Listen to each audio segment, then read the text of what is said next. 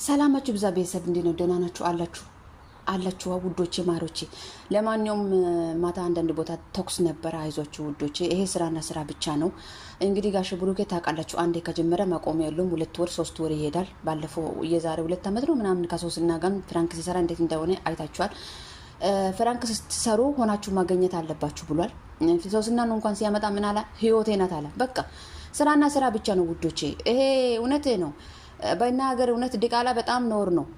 ዲቃላ የወለደ ሴት ለ2 ዓመት ለ1 ዓመት ከቤት አትወጣም። ወንድም እንደዛው የሚያሳፍር ነገር ነው። ስራ ስለሆነ ነው እንደዚህ ሚዲያ ላይ ወጥቶ ልጅ አለኝ ምናምን የሚባለው ውሸት ነው። ለዲቃላ እንደዚህ ክብር ቢሰጥማ ማንም ሰው አያገባም ነበረ፣ ትዳርም አይዝም ነበር። በሄደ ቦታ ሁሉ ወልዶ ነበር የሚመጣው። የምሬ ነው፣ አስረግጬ ነው የምነግረው። ስራና ስራ ብቻ ነው። እንደዚህ ለዲቃላ ክብር ቢሰጥማ እናቴ ሁሉም ሰው እሙሙ ሰጥቶ አይወልድም ነበር እንዴ? ለምን ቁጭ ይላል? እንደዚህ ክብር የሚሰጥ ምናምን ቢሆን እኔ ራሴ ያልወልድም እንዴ? ባል እስከማገባ ለምን እጠብቃለሁ? ንገራችሁ ብዬ ነው። ሲቀጥል ደግሞ ጋሽ ብሩኬ ማለት ነው አሁን ምን ቀረ መሰለ ንገርክ፣ ከናቲ አንድ መኪና አምጣ ዛሬ። የታባቱ አንድ መኪና አምጣና አጫለላችሁ የበለጠ።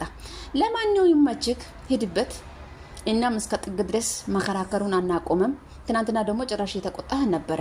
ልጅ ሳጣን ነው ምናምን እንዴ? እና አንተ ያላረከው ነገር እንዴት እናምናለን እንዴ? ያላረከው ነገር እኔ አሁን በበኩሌ እስካሁን ድረስ አላመንኩም። አሁንም አላምንም፣ ወደፊትም አላምንም። ያላረከው ነገር እኔ እንዴት አርጋል ብዬ እንዴት ልማን እንዴ? ግዴታ ነው እንደ ማመን? አላረክም። በቃ መርዳት አለበት። አንድ ሰው መርዳት ግዴታ ነው። እዩም ደግሞ ባጣ ቆጣነት እንደ አንተ ቤት ተከራይታላት ምናምን ቁጭ የምትለው እንዴ? እሷም እኮ ያምራታል። ሌላ ባል አታገባም እንዴ? ካንተ እንደው ሽቃላ እንኳን ቢወልድ ሌላ ባል አታገባም አትወልድም። አረ ሰውን ማይም አታርጉን እንጂ አንዳንዴ እናም እኮ ጭንቅላት አለን። የመዳም ቀመሞች ስለሆነ አናስብም ብላችሁ ነው። እናም እኮ እናስባለን፣ ጭንቅላት አለን።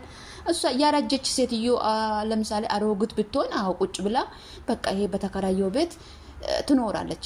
ገና እኮ ሴትዮ ወጣት ነው። ሻፋፋ ብትሆንም ከቡታጅራ ሻገር ብትርግጥም ያው ቢጤ አታጣ ብዬ ነው። ለማን ነው ይመቻችሁ? ብዙ አላወራም።